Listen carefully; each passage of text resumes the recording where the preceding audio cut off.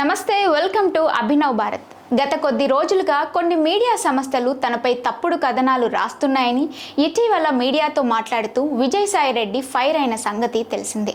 అదే సమయంలో ఆ మీడియా ఛానళ్లను వదిలిపెట్టనని విజయసాయిరెడ్డి హెచ్చరించారు. ఈ క్రమంలోనే తాను అన్నంత పని చేసినట్లుగా తెలుస్తోంది.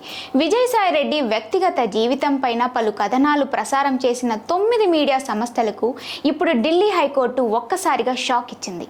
ఆయన పైన ప్రచారం చేసిన కథనాలను వెంటనే తొలగించాలని ఢిల్లీ హైకోర్టు ఆర్డర్ వేసింది. భవిష్యత్తులో ఆధారాలు లేని ఎలాంటి కథనాలు ప్రసారం చేయకూడదని కూడా తేల్చి చెప్పింది. ముఖ్యంగా 9 మీడియా సంస్థలకు కోర్టు ఉత్తర్వులను జారీ చేసింది. విజయసాయిరెడ్డిపై ఇచ్చిన నిరాధార కథనాలను వెంటనే తొలగించేలా చర్యలు తీసుకోవాలంటూ సూచించింది.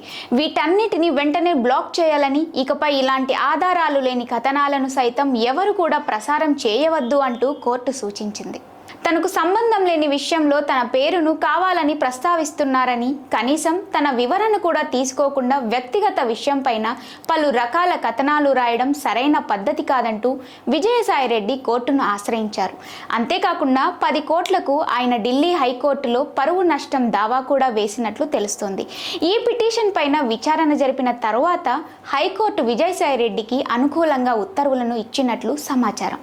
నాయకులారా, మీ పనితనం మీ అధినాయకులకు తెలియజేయాలనుకుంటున్నారు. ప్రజలారా, మీ సమస్యలను మీ నాయకులకు తెలియజేయాలనుకుంటున్నారు. ప్రజా సమస్యల పరిష్కార వేదిక మీ అభినవ్ భారత్.